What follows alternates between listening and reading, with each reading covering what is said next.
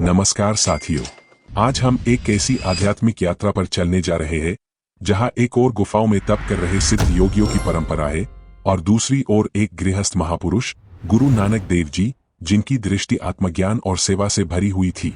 सिद्ध गोष्ठ यानी सिद्धों की गोष्ठी केवल एक वाद विवाद नहीं था, यह भारत की दो महान धाराओं योग और भक्ति के बीच एक सुंदर संवाद था। यह संवाद न तो तर्क की लड़ाई थी और न ही किसी की श्रेष्ठता का दावा, यह तो एक प्रेमपूर्ण समझ का प्रयास था जहां गुरु नानक ने उन सिद्ध योगियों को एक नया दृष्टिकोण दिया। बिना जंगल में जय भी परमात्मा से कैसे जुड़ा जा सकता है। भारत की प्राचीन परंपरा में सिद्ध योगी वे होते थे जो सांसारिक जीवन को त्याग कर जंगलों, पहाड़ों और गुफाओं में तपस्या करते थे। उन्होंने शरीर पर नियंत्रण, तप, साधना और योग के जरिए मोक्ष की तलाश की।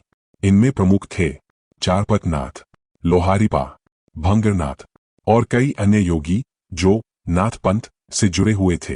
ये लोग मानते थे कि सच्चा ज्ञान केवल त्याग और तप से आता है और गृहस्थ जीवन में रहकर मोक्ष संभव नहीं। लेकिन जब गुरु नानक देव जी उन सिद्धों के पास पहुंचे तो उन्होंने एक नई बात कही। मोक्ष बाहर नहीं, अंदर है। ईश्वर गुफाओं में नहीं, हृदय में बसता है। तप जरूरी है, पर सबसे बड़ा तप सेवा और सच्चा जीवन है। गुरु जी ने यह नहीं कहा कि सिद्ध योगी गलत है, बल्कि उन्होंने आदरपूर्वक अपनी बात रखी कि जीवन से भागना नहीं, जीवन में उतरकर सत्य को खोजना ही असली साधना है। यह बात किसी धर्म के विरोध में नहीं थी, बल्कि धर्म के मूल उद्देश्य की ओर लौटने की बात थी। गुरु नानक देव जी स्वयं एक हिंदू परिवार में जन्मे। वे वेद, उपनिषद और संत साहित्य से भली भांति परिचित थे। वे कबीर, नामदेव, रविदास जैसे संतों की वाणी से जुड़े हुए थे। इसलिए सिद्ध गोष्ठ में उनका संवाद नाथ योगियों से विरोध नहीं, संवाद है। गुरु जी ने योगियों से कहा, तुमने शरीर पर विजय पाई है, लेकिन क्या तुमने मन पर विजय पाई? यह सवाल हर साधक से है, चाहे वह सन्यासी हो या गृहस्थ। प्रश्न, तू कौन है? उत्तर, मैं न तो हिंदू हूं न मुसलमान। मैं उस एक परमात्मा का सेवक हूं जो सब में है। प्रश्न, कहां से आया, कहां जाएगा? उत्तर, नाम से आया हूं, नाम में ही विलीन हो जाऊंगा। प्रश्न, किसकी शरण में है? उत्तर, उस एक अकाल पुरुष की जो बिना रूप के, बिना नाम का भी नाम है, ओंकार। गुरु नानक ने कहा, जो अंदर तपे वही असली योगी है, जो सेवा करे वही तपस्वी है, जो नाम जपे वही मुक्त है। गुरु नानक का सबसे बड़ा योगदान यही था कि उन्होंने कहा, संसार से भागो मत, संसार को संवारो।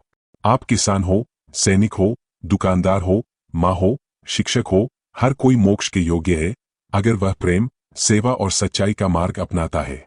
सिख धर्म कोई नया धर्म नहीं लाया, यह तो मानवता के लिए नया दृष्टिकोण लेकर आया। सिद्ध गोष्ठ यह सिखाती है कि संवाद हो, संघर्ष नहीं, समझ हो पर उपदेश नहीं, श्रद्धा हो लेकिन अंधविश्वास नहीं। गुरु नानक ने कभी किसी धर्म की आलोचना नहीं की। उन्होंने तो हर धर्म में अच्छाई को निखारा और अधूरी बातों को प्रेमपूर्वक पूरा किया। इसलिए आज हम सभी धर्मों के लोग, हिंदू, मुस्लिम, ईसाई, सिख, सब मिलकर गुरु नानक की बातों को अपनाएं। सिख होना मतलब है सच्चाई से जीना, सेवा करना, नाम जपना, किसी से बैर न रखना और जहां अन्याय हो वहां खड़े हो जाना। यही सिद्ध गोष्ठ का संदेश भी है कि योग गुफा में नहीं, समाज में रहकर भी किया जा सकता है।